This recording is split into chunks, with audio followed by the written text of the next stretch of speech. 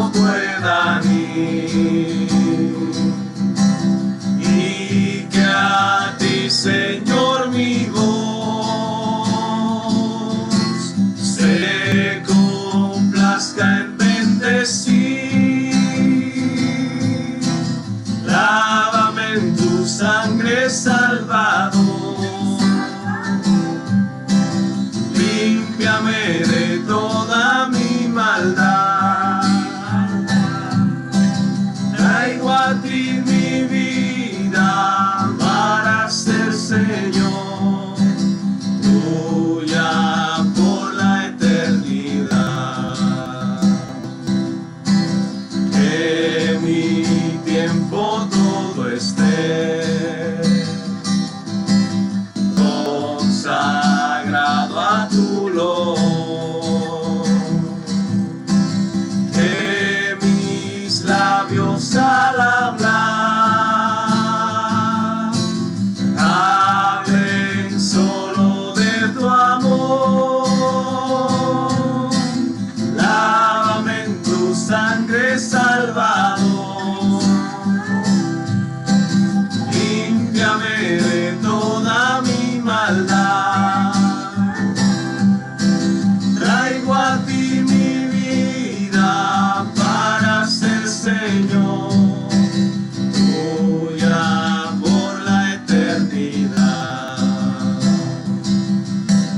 Toma, oh Dios, mi voluntad y hazla tuya nada más.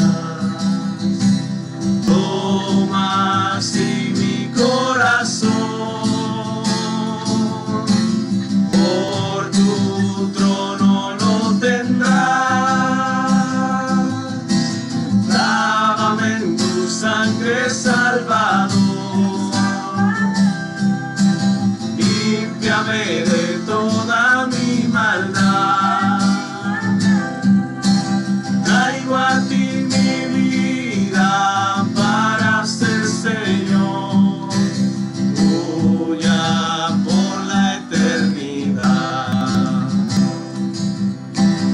Toma tú mi amor que yo a tus pies vengo a poner. Toma todo lo que soy, todo tuyo quiero ser. Lávame en tu sangre, Salvador. Límpiame de toda mi maldad.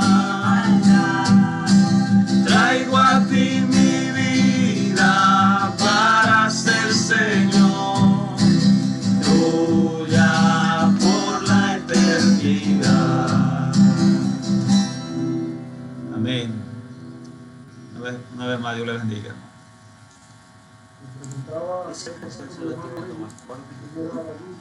Sí.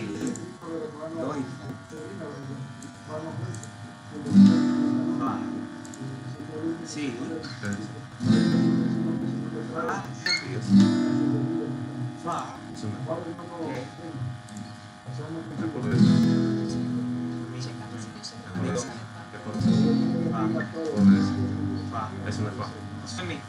No. Gracias al pastor Frank y la iglesia que me da esta oportunidad, un privilegio que da atención, pero que yo sé que con las oraciones de los justos, pues Dios da la fuerza, Señor, para poder exponer su palabra, porque yo sé que nosotros no tenemos mérito para eso, pero es por la misericordia de Dios que podemos hacerlo. Un saludo de parte de mi familia. Aquí hay una parte y otra está en Santo Domingo, que lo llevamos siempre presente. Salimos de Bávaro, pero quedó una parte de nosotros en Bávaro, que es el amor de la mayoría de ustedes que nos dieron tanto cariño y tanto apoyo durante ese tiempo. A todos que Dios me lo bendiga. Entonces, en esta noche quiero compartir un tema. Todos los temas de la Biblia son trascendentes, pero a veces yo pienso que muchos no nos damos cuenta de la trascendencia de lo que es Jesucristo, de lo extraordinario, de lo singular que es Cristo. Y el tema es precisamente que Cristo, Jesús, Cristo, es el Hijo de Dios. ¿Han pensado en eso? Que Cristo es el Hijo de Dios. Y ese es el mensaje. Perdón. Discúlpenme. Que Cristo es el Hijo de Dios. Y aquí yo voy a hacer una pregunta. ¿Cree usted que Jesús es el Hijo de Dios? ¿Lo cree en su corazón? ¿Lo siente en su corazón que Jesús es el Hijo de Dios? Y podría preguntar, ¿por qué lo crees? ¿Ha reflexionado por qué usted cree que Jesús es el Hijo de Dios? ¿En qué se basa ese conocimiento de usted afirmar o sentir en su corazón que es el Hijo de Dios? Extraordinario, extraordinario. Reflexione y piense en eso. Entiendo que debemos llegar a la misma conclusión, aunque gente puede tener diferentes formas de razonar o de pensar o de sentir. ¿Por qué entiende que Cristo es el Hijo de Dios? Por eso esta noche yo quisiera que podamos compartir todo en Juan 20, 30, 31, Juan 20, 30, 31, cuando lo tengamos ahí en el Evangelio de Juan, el Evangelio de Juan 20, 30, 31, amén. Dice así la palabra de Dios. Y también hizo Jesús muchas otras señales en presencia de sus discípulos, que no están escritas en este libro. Estas, sin embargo, son escritas para que creáis que Jesús es el Cristo, el Hijo de Dios, y para que creyendo tengáis vida en su nombre. Oremos. Dios, gracias por tu mensaje, Señor. Gracias por tu palabra. Gracias por tu misericordia. Porque tú inspiraste al apóstol Juan para que estas palabras de él como testigo presencial estén escritas para nosotros, Señor, para que sean señales de tu existencia, para que por medio de ella podamos creer que tú eres el Cristo, el enviado, el Hijo de Dios, el Cordero del mundo, y para que creyendo en eso nosotros tengamos vida en ti. Te damos gracias, Padre, por tu palabra, por tu mensaje. En el nombre de Jesús. Amén. Hermanos, preguntaba si cree que Cristo es el Hijo de Dios. ¿Y por qué cree? Y hago ese comentario así de esa manera porque hay muchas formas de el ser humano ver a Jesucristo. Para muchos es una mitología. Para otros existió el Cristo histórico, o sea, que es recogido en las enciclopedias, en los historiadores, pero no que era una divinidad. Para nosotros los que creemos profundamente en él, sabemos que es Dios hecho hombre y que sí es el Hijo de Dios. Y así hay un sinnúmero de criterios, muchos sustentados en simplemente en conocimientos filosóficos, y otros sencillamente lo descartan como histórico. Hay personas que dicen que ni siquiera existió el Cristo que fue crucificado y que resucitó, mucho menos pensar que sea una divinidad. Pese a que hay tantas señales, tristemente, el endurecimiento del corazón del hombre lo ha llevado a esas conclusiones. Pero cuando nosotros analizamos Juan 20, 30, 31, el apóstol Juan, que fue testigo ocular, habla de que en su misericordia el Señor dejó una inmensidad de señales. Evidentemente que el Señor, como conocedor de todo, sabe el escepticismo del ser humano, y por medio del Espíritu Santo inspiró a Juan para que plasmara algunas de las tantas evidencias de que Cristo es el Hijo de Dios. Fíjense que hay muchas, pero para el apóstol Juan, en función de lo que el Espíritu Santo plasma en su corazón, esto es más que suficiente. Ahora, a veces la gente quiere señales extraordinarias y adicionales. Dios es soberano, Él decide cómo lo hace. Pero aquí, en su palabra, Juan dice, esto es suficiente. Claro está, tenemos muchos otros evangelios y la misma escritura desde el principio hasta el final, da evidencia del Cristo. Pero el corazón del hombre se endurece. Y el corazón del hombre debiera reflexionar y abrirlo a su corazón, porque la palabra también dice que quiere que todos procedan al arrepentimiento en Cristo Jesús para que sean salvos. Por tanto, hermano, en esta noche vamos a ver señales o hechos que se escribieron de Jesús para que usted crea que Jesús es el Cristo, el Hijo de Dios, y creyendo usted sea salvo. Mencioné 3 aspectos importantes. Aquí hay señales.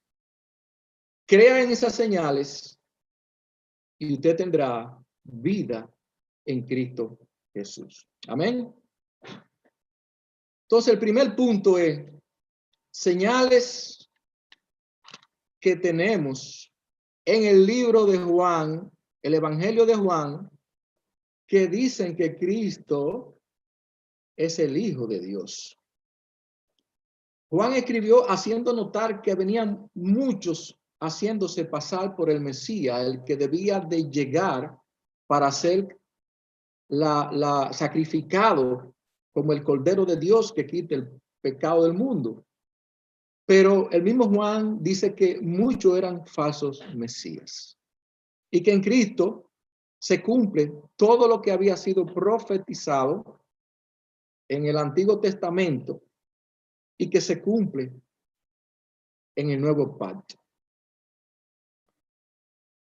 En Juan 1:23, cuando le preguntaron a Juan el Bautista si él era el Cristo, él dijo, no, yo soy la voz que clama en el desierto. Esa voz es profetizada que anunciaría la venida del Cristo. Dice que al otro día, Juan vio que venía Jesús a ser bautizado. Y Juan dijo, este es el Cordero de Dios que quita el pecado del mundo. Juan, guiado por el Espíritu Santo, reconoció inmediatamente la deidad de Cristo. O sea, que era un Dios, un ser sobrenatural sobre lo que era un hombre normal. Pero eso fue colocado en su corazón por el mismo Dios. Y después del Señor ser bautizado, vamos a ver varias señales que muestran que Cristo es el Hijo de Dios. Pero naturalmente, aquí apenas podemos recoger algunas señales. Tendríamos que pasarnos predicando muchas semanas sobre el mismo tema, donde podemos ver evidencia de que Jesús, hombre, es el Cristo, el profetizado, que dicen que vendría a morir una cruz para el perdón de tu pecado y de mi pecado. Dicen que Jesús convirtió agua en vino en la boda de Caná, en su región. Fue uno de sus primeros milagros, o el primero recogido en el libro de Juan, aunque dice que son cientos los milagros. Y dice que sus discípulos creyeron, donde habían cientos de personas. Otros milagros que vemos en la palabra del Señor es cuando Él alimenta a una multitud en Juan 6, del 1 al 15, donde hubo una multiplicación de panes y peces ante más de 5,000 hombres, sin contar mujeres y niños. También otro milagro es cuando la barca donde andaban los discípulos se había fondado en el mar o el lago, y Jesús fue caminando sobre el agua, y esto fue presenciado también por sus discípulos. También tenemos otro milagro, y es el paralítico de Betesda, aquel paralítico que se quedaba frente al pozo de Betesda, esperando que alguien lo moviera para que cuando la marea del pozo subiera, movida por un ángel, se mojara y era sanado, como era una tradición. Y Cristo le dijo: si tú tienes fe y crees, levántate y anda. Todos estos milagros tienen una explicación y un sinnúmero de información y de testimonio que dan cada uno de los que son beneficiados con estos milagros. Pero aquí estamos simplificando un pequeñito detalle de tantas cosas que hizo nuestro Señor por nosotros, para que la gente no se pierda. Y dentro de tantos milagros, quiero mencionar uno que es uno de los trascendentales, aunque todos lo son porque están fuera de la capacidad de un ser humano, y es la resurrección de Lázaro en Juan 11, 1-15.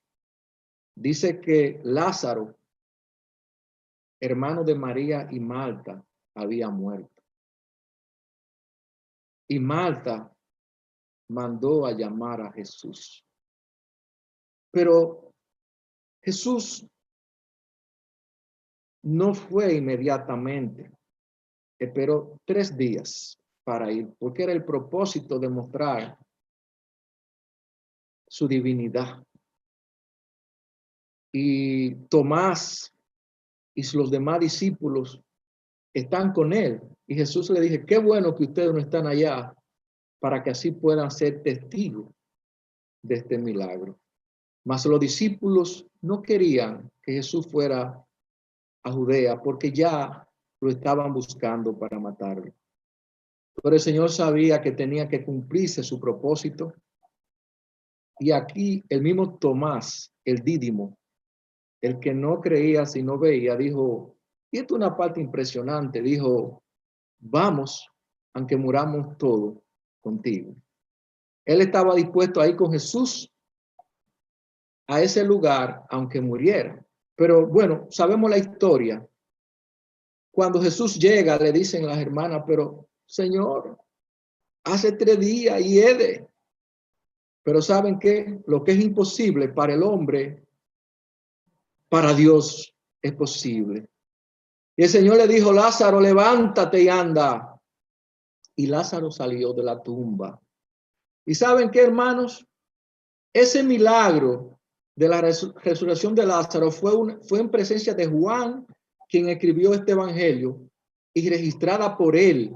Además, los contemporáneos de Jesús lo vieron con sus propios ojos.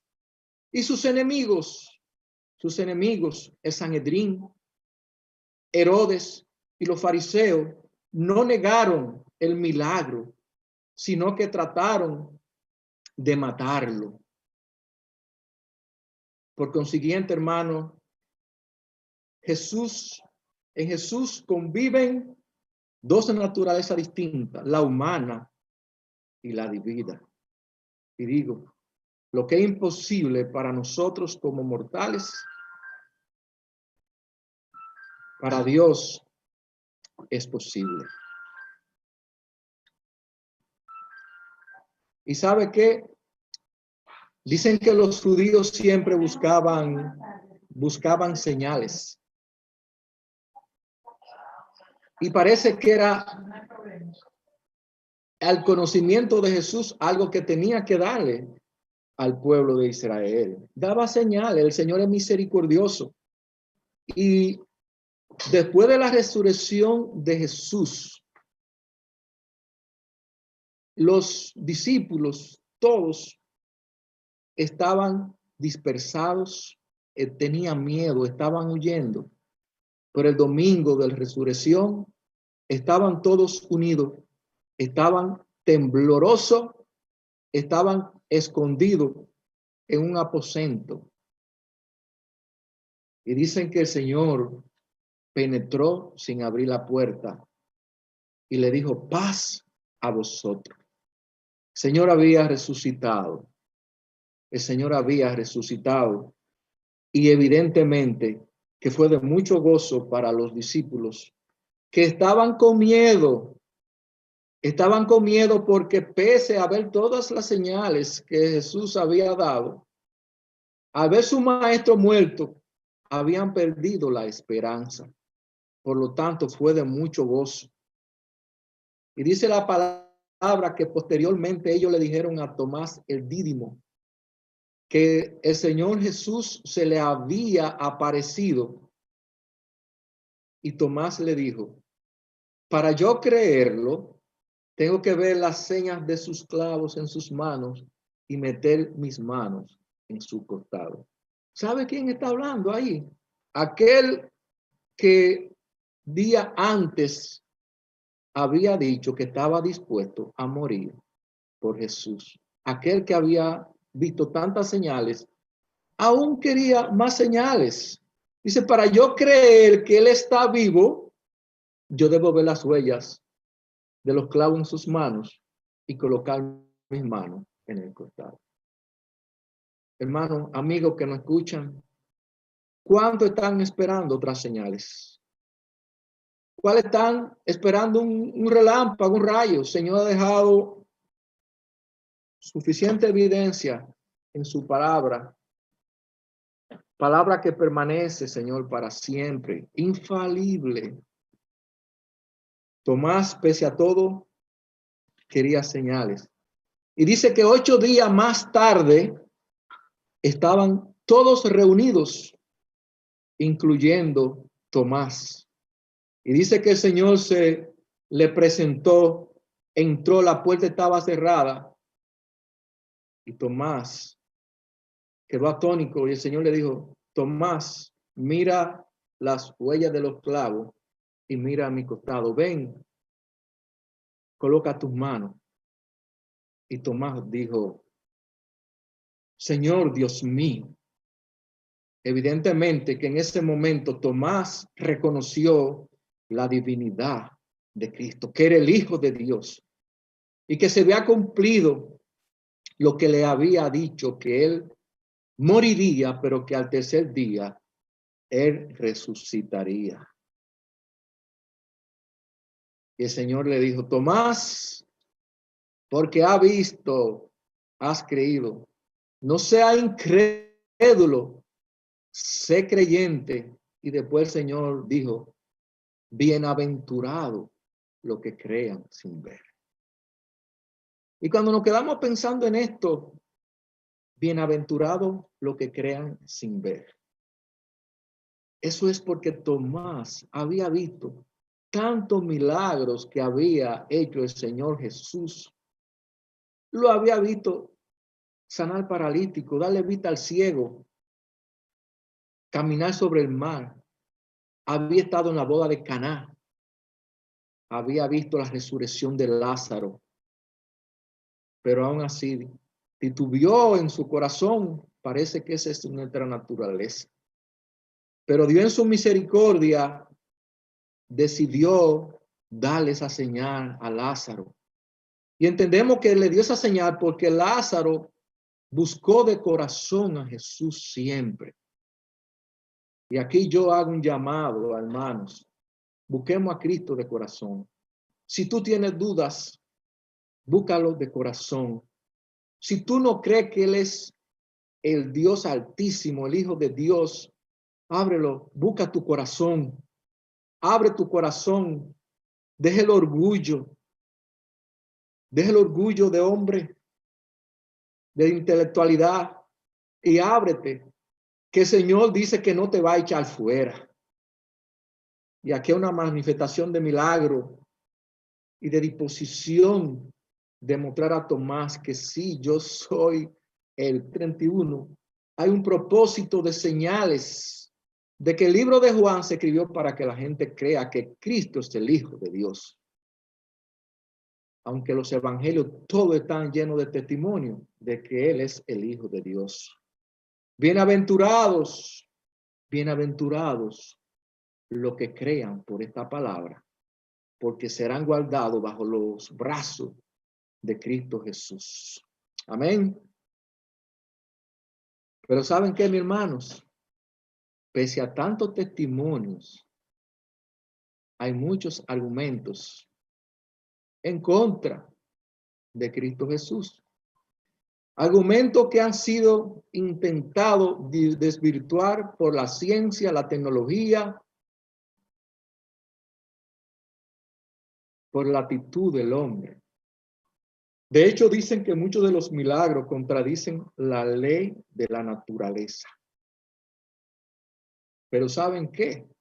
Dios está por encima de las leyes porque es el creador del cielo, de la tierra y de todo lo que existe. Y han buscado toda la forma, pero la palabra de Dios permanece para siempre. Hay mucho escepticismo de los milagros que hizo Cristo. Escepticismo que existen en los círculos académicos. Escepticismo que ha querido influenciar sobre todos los hombres. Escepticismo que quiere influenciar sobre nuestros jóvenes en las universidades, en los grupos que procuran hacerlos sentir jóvenes tontos. Pero ¿saben qué, mi hermano?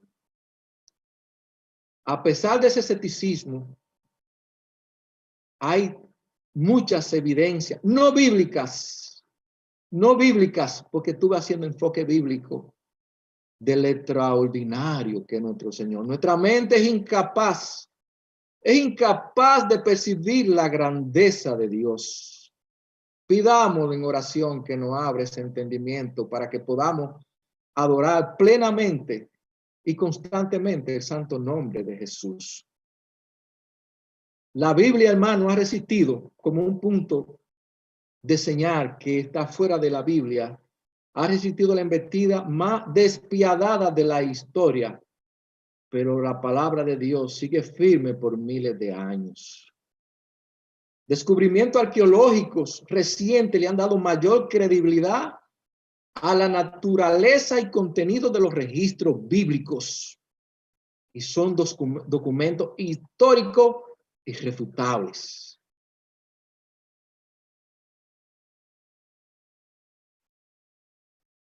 Jesús histórico, o sea, dice la historia, bueno, toda la enciclopedia, todo recoge la existencia de ese hombre que llegó, fue crucificado. Nadie niega. Hay que ser muy escéptico, pero los historiadores que se respetan reconocen a ese Jesús histórico. Cuando digo histórico es que existió y que fue crucificado. Ahora bien, si nos vamos a la historia más cercana de Jesús, historiadores de aquellos tiempos, no necesariamente que están contenidos en la Biblia, que estos están recogidos en diferentes documentos. Dice Cornelio Tácito, del año 52 después de Cristo. Eso es historia fresca. Es como usted empiece a hablar ahora de Juan Bosch. Está todo ahí recopilado. Asimismo, pensemos, Cornelio Tácito era un historiador romano, gobernador de Asia. Al escribir el reinado de Nerón, aquel que quemó la ciudad, este alude a la muerte de Cristo y los cristianos de Roma, diciendo así, decía Cornelio Tácito, que hubo un ser humano llamado el Cristo que fue ajusticiado por Poncio Pilato. Información histórica. Había otro historiador, Luciano. Este fue un satírico del siglo II. Este habló con desdén de Cristo. Con desdén. Dijo, el hombre que fue crucificado en Palestina fue crucificado por haber introducido un culto raro al mundo. Y su gente empezó persuadiendo de que todos eran hermanos y negaron los dioses griegos y adoraron a aquel filósofo, sofista o inventador y fue crucificado por querer vivir sobre otras leyes. Eso es historia. Fíjense que esta persona era un adverso a Cristo, pero reconocía el Cristo histórico. Nos vamos todavía más atrás, más cerca del tiempo de Jesús. Flavio Josefo.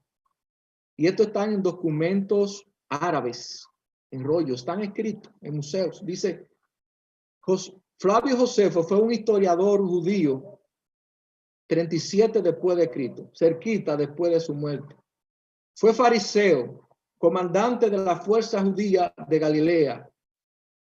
Dice en uno de sus escritos, ojo hermano, dice Flavio Josefo, había un hombre sabio llamado Jesús y dice, si es que es lícito llamarlo hombre, pues era hacedor de maravillas, un maestro del cual los hombres recibían su verdad con agrado. Atrajo a judíos y gentiles. Él era el Cristo, el prometido. Y después que fue crucificado, condenado por Pilato, se le apareció a los que lo amaban. Se le apareció al tercer día, tal como lo había dicho, como lo habían dicho los profetas, cumpliendo otras 10,000 cosas y maravillas. Y como dice, eso está en un manuscrito. Hermano, hay muchos elementos fuera de lo que los documentos bíblicos que hablan de el extraordinario Jesús y de otras fuentes que certifican la deidad de que era el Hijo de Dios. ¿Y saben qué, mi hermano? El Islam reconoce la capacidad de hacer milagros como se ve en el Corán, que dice que Jesús habla de que Jesús sanaba a los ciegos, a los leprosos y levantaba muertos. Eso está en el Corán. Y quiero dejar de último a Julián el apóstata, porque es interesante cómo Julián, emperador romano, habla de Cristo. Es interesante. Dice que fue de los más grandes adversarios del cristianismo en la antigüedad. Dice en su obra El cristianismo, ojo con lo que dice Julián el apóstata, dice, Jesús ha sido recordado por casi 300 años. Estamos hablando del siglo 300 después de Cristo. Dice Julián, no habiendo hecho nada digno de fama, no sé por qué lo están recordando. Salvo que sea algo extraordinario, y yo le voy a agregar, salvo que sea gran cosa, sanar cojos, darle la vista a los ciegos, exorcizar demoniados.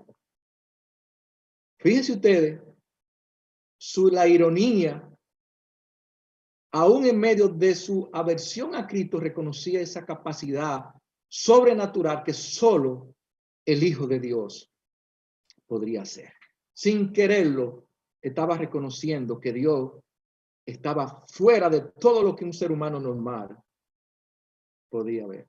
Hay mucha evidencia, hermano, fuera de la Biblia, pero vamos a seguir un poquito más sobre este gran documento inspirado, hermano. El Señor tuvo misericordia de nosotros. Antes le habló a través de los profetas. A nosotros nos dejó su palabra. Y hay varias profecías que se cumplen en Cristo, desde Génesis hasta Apocalipsis. Se está hablando de Cristo en diferentes maneras.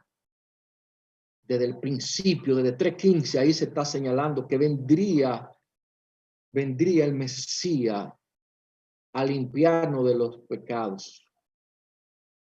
Veamos una pincelada de profecía cumplida. Dice que en Juan 1:11, a los suyos vino y los suyos no les recibieron. Eso dice Juan. Pero ¿saben qué, hermano? Eso está profetizado en Isaías 53.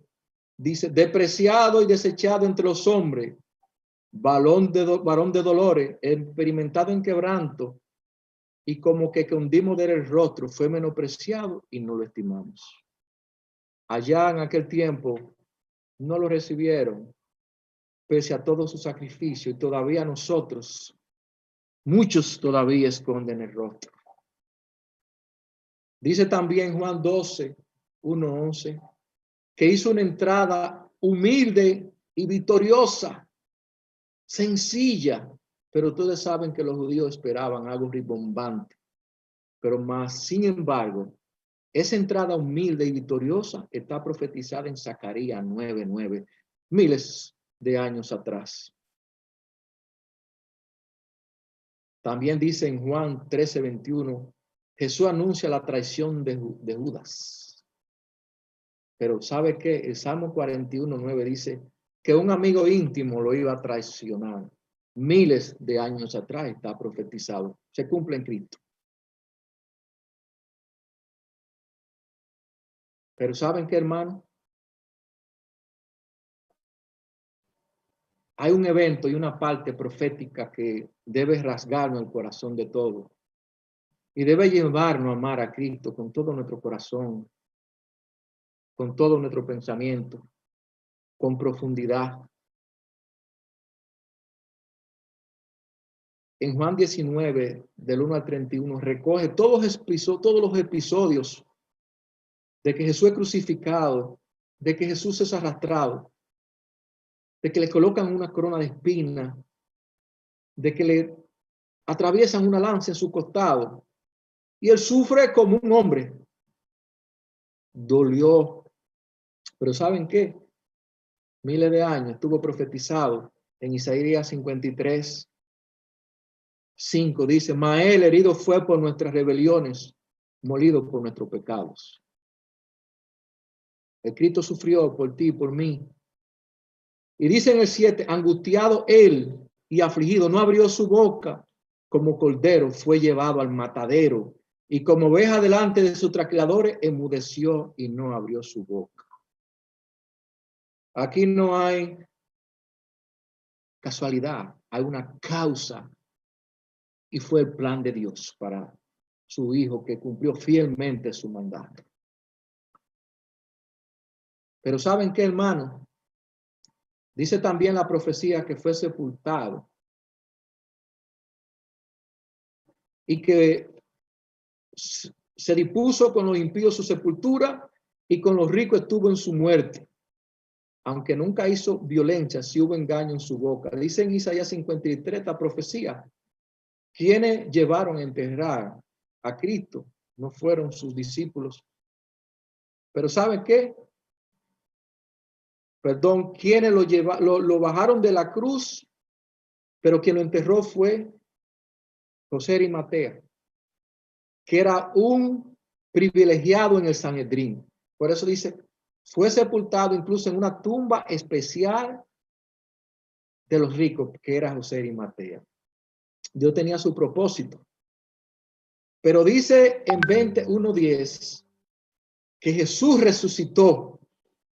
Y eso es profetizado en el Salmo 16:10, que dice, se afirmó que no dejará que mi vida termine en el sepulcro. No permitirá que sufra corrupción de tu siervo miles de años antes. El sepulcro vacío, hermano, es testigo silencioso, el cual no ha podido ser refutado por los judíos, ni por los romanos, ni por nuestros contemporáneos, porque Jesús está vivo. Porque Jesús vive.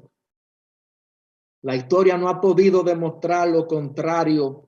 ¿Cómo unos pobres discípulos, como se quiso acusar, iban a robarse el cuerpo custodiado por un poderoso grupo de soldados romanos con unas rocas gigantes, gente temblorosa que huyeron? Y esto lo único que dijeron fue que se durmieron. Pero cuánta historia inventada. Si se durmieron, ¿cómo podían saber que fueron los discípulos los que se lo llevaron? Pero simplemente fueron sobornados, porque nunca apareció su cuerpo por muerto, porque apareció vivo ante miles de testigos. Amén. Jesús predijo que resucitaría. Jesús le dijo a sus discípulos que él sería traicionado, arrestado y crucificado, y que él volvería a la vida después. Él prometió que su muerte y su resurrección le demostraría a la gente que él era ciertamente el Mesías. Y Jesús está vivo. Y saben una parte importante, esos discípulos que estaban temblorosos, con miedo, escondidos, hubo un cambio radical. Desde la resurrección de Jesús, se lanzaron a predicar el evangelio sin temor, dispuesto a dar su vida por Cristo. Nadie daría la vida por alguien que dice que iba a resucitar y no resucitara. Pero Jesús se resucitó y lo empoderó partiendo de su palabra. Solo